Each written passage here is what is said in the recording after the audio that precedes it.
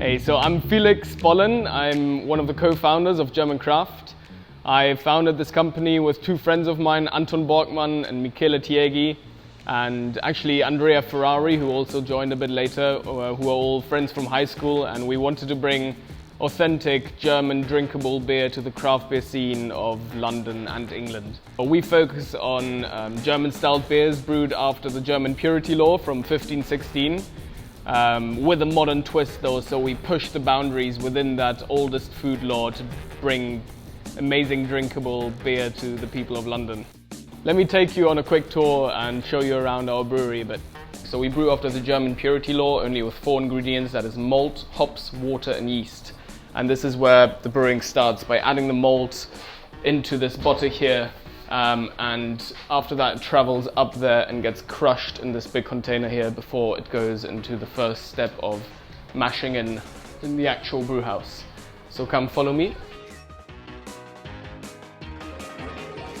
Here you see this is the workplace of our brewers, so this is where they spend every day. This is the board computer where most of the brewing actually happens. So you see here again the mill where the malt is being crushed, and after that it travels into the first ton, which is the mashing in ton, which I'll show you over here. So you can actually look inside. So this is where we mix the malt with the water, start softening up the shelves, start to release some enzymes, where we get the wort to start working a bit, and then the finished wort afterwards travels into our boiling tun, which is right here. In here we boil the beer to 100 degrees for over an hour, and this is where we add the hops as well. So we add the hops in the beginning of the boil to add bitterness to the beer, and then towards the end of the boil to add the aroma and the flavor to the beer. And brewing actually only takes about 8 hours to do the actual brew, and after that fermentation still takes about a week, and then lagering takes another 4 weeks before the beer is ready to drink. So you have 1 day of brewing, but the beer that you're brewing that day will only be drunk a month and a half later on. But yeah, follow me. So this is the Whirlpool. One of the things that is special about this Whirlpool is that we got the brewery equipment manufacturers to design the Whirlpool in a way that we have our hot water tank sitting right above it. So all of the energy that is basically lost in this Whirlpool process, because the water is still 80 degrees warm at this point, all of that heat will then be transferred into our hot water tank, so we can basically recapture the heat energy to try and bring more sustainable aspect into it.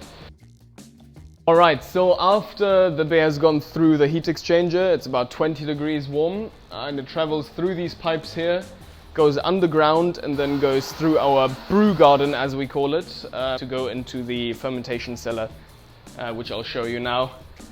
This is our fermentation and lager cellar, so it's a bit noisy in here because it's quite hot today, and our big cooling unit in the back is working really hard at the moment to try and keep our tanks nice and cool.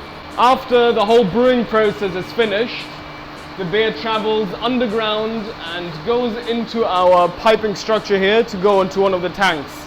And this is where we add the yeast, the last ingredient, so to say, in the brewing process. And the yeast is what turns all of the sugars into alcohol and CO2. And then afterwards we just let the beer sit there for at least 4 weeks for it to lager and settle. So it becomes a bit more clearer, it's not as lively anymore, it calms down a little bit, and then it's ready to drink. But yeah, have a look through here.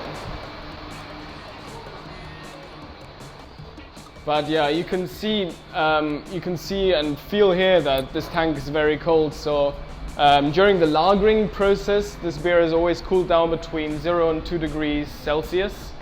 And that's why there's a very thick insulation on there, and it sits at a very cold temperature.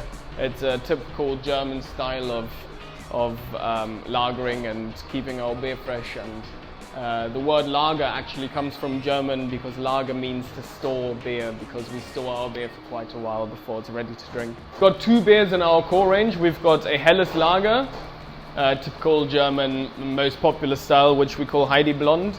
And then we've got one that's called Edelweiss, and it's a German Hefeweizen, so wheat beer. It's a bit more creamy, a bit sweeter, and a little bit higher in ABV.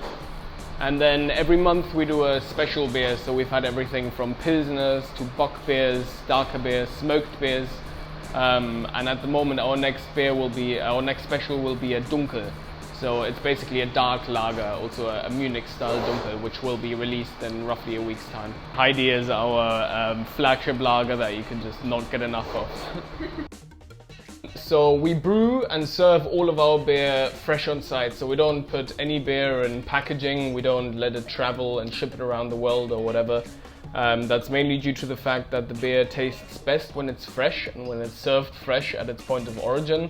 And also it's a huge environmental factor, because by not packaging the beer and shipping it around, we basically cut 73% of our carbon emissions. So we feel very strongly about that, and we've got 7 of these serving tanks around the market, 4 of which hold 2,000 liters of beer and 3 hold 1,000 liters of beer. All of our beer that comes out of the tap comes fresh from these tanks, and we've got a piping system underground that feeds all of our bars. And in here you can see this is our Hefeweizen, and you can see right at the top that it's 2,000 liters full at the moment.